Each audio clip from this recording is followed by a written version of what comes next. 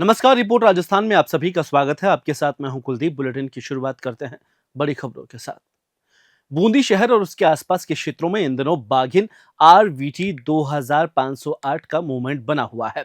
बीती रात को बाघिन रामगढ़ वन्य जीव अभ्यारण्य क्षेत्र के सूरज छतरी पर देखी गई, जबकि आज सुबह वह पुराने नेशनल हाईवे स्थित वन विभाग कार्यालय परिसर तक आ पहुंची।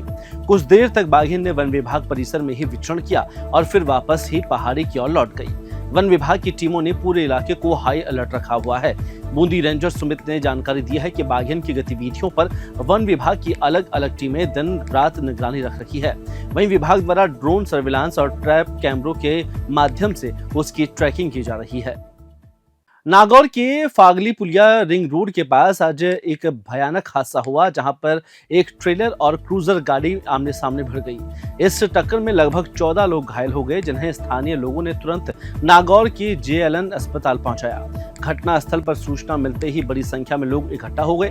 घायलों को अस्पताल में प्राथमिक उपचार किया गया, जहां पर गंभीर हालत में 4 लोगों को उच्च चिकित्सालय सुविधा के लिए हाई सेंटर के लिए रेफर कर दिया गया।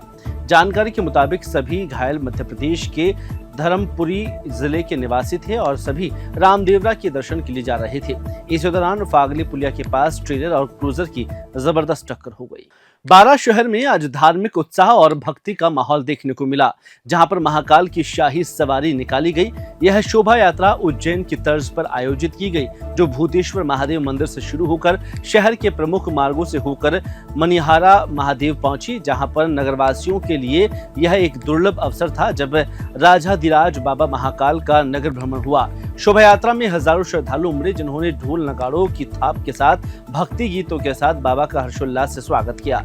श्रद्धालुओं ने रास्ते भर में जगह जगह फूलों की वर्षा कर उस पावन आयोजन को भी भव्य बना दिया। झुंझुनू जिले के उदयपुर वाटी क्षेत्र में आज लोहारगढ़ पहुंची ठाकुर जी की पालकी का भव्य स्वागत किया गया।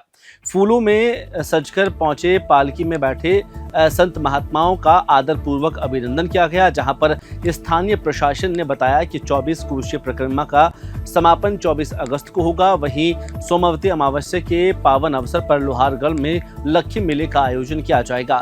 जिला प्रशासन ने मेले की तैयारियों को लेकर पूरी सतर्कता बरती हुई है। मेले के दौरान चप्पा चप्पा पुलिस जवान तैनात किए गए हैं, ताकि सुरक्षा व्यवस्था पूरी तरह से दुरुस्त रह सके, श्रद्धालु शांतिपूर्ण रूप से आयोजन का आनंद ले सके।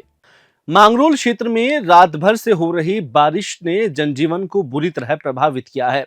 तेज बारिश के कारण क्षेत्र के खाल नाले उफान पर है और कई खेत पूरी तरह से जलमग्न हो चुके हैं। विशेषकर मुंडली भेरुजी खाल में पानी भरा हुआ है, जहां पर खतरे के स्तर तक पहुंच चुका है। पानी की आवक इतनी तेज है कि गलियों के मोहल्ले और आसपास के खाल पूरी तरह से पानी से लबालब हो चुके हैं। यदि बारिश और जारी रही तो घरों में पानी घुसने का खतरा बढ़ सकता है। इसी प्रकार मुंडला सरकन्या गांव में भी पुलिया के ऊपर पानी जल प्रवाह हो रहा है। स्थानीय निवासी हरिओम मेहरा ने बताया कि सड़क के नजदीक बने मकानों में पानी घुस चुका है, जिससे लोगों की मुश्किलें और बढ़ रही है। उधर सांगोद क्षेत्र में लगातार हो रही मूसलाधार बारिश के कारण इलाके में सभी बरसाती नाले और खाले उफान पर है। कुछ ही घंटों की बारिश से बारापति वन क्षेत्र में पानी एकत्रित होकर मोईकला पहुंचा, जहां पर परतया बस्ती की रपट पर 4 फीट पानी का तेज बहाव देखने को मिला। वहीं बस्ती के लोगों का कस्बे से संपर्क पूरी तरह से टूट चुका है।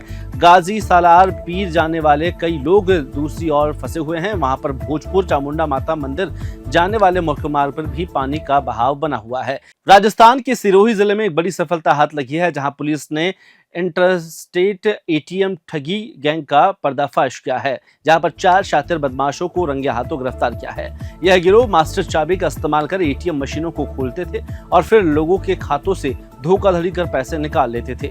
ये बदमाश अब तक राजस्थान, गुजरात, मध्य प्रदेश में वारदातों को अंजाम दे चुके हैं। जैसे ही आरोपियों ने सिरोही में एक एटीएम से छेड़छाड़ शुरू की, एटीएम मशीन ने अलर्ट सिग्नल बैंक अधिकारियों को भेजा। इसके बाद सूचना पर तुरंत पुलिस मौके पर पहुंची और सिरोही पुलिस ने तत्परता दिखाते हुए मौके पर पहुंचकर चारों आरोपियों को रंगे हाथों गिरफ्तार कर लिया। डूंगरपुर जिले की पंचायत समिति सीमलवाड़ा के वार्ड नंबर 16 पीठ में हुए उपचुनाव के परिणाम घोषित हो चुके हैं। इसमें भारत आदिवासी पार्टी के प्रत्याशी तेजल अहारी ने 35 मतों से जीत हासिल की है। रिटर्निंग अधिकारी विवेक गुर्जर ने बताया कि उपचुनाव के लिए मतदान संपन्न हुआ था, जहां पर 2254 वोट यहां पर मिले थे। इसमें मताधिकार का प्रयोग लोगों ने किया।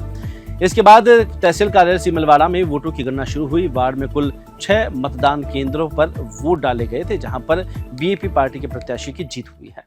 डीग नगर परिषद द्वारा आयोजित श्री जवाहर प्रदर्शनी और ब्रज यात्रा मेले के अंतर्गत रात्रिकालीन अखिल भारतीय ब्रजभाषा कवि सम्मेलन का आयोजन किया गया, जहां पर साप्ताहिक संध्या की अध्यक्षता विख्यात गीतकार मोहन मोदेश वृंदावन ने की। जहां पर कवि सम्मेलन की शुरुआत सुनील सरल द्वारा प्रस्तुति सरस्वती वंदना से हुई, जिसमें माहौल को भक्तिमय बना दिया। इसके पश्चात मंच पर उपस्थित देश भर से पधारे कवियों ने अपनी ब्रजभाषा रचनाओं के साथ श्रोताओं को मंत्रमुग्ध कर दिया। वहीं पूरे कार्यक्रम के दौरान तालियों की गूंज से पंडाल गूंजता रहा।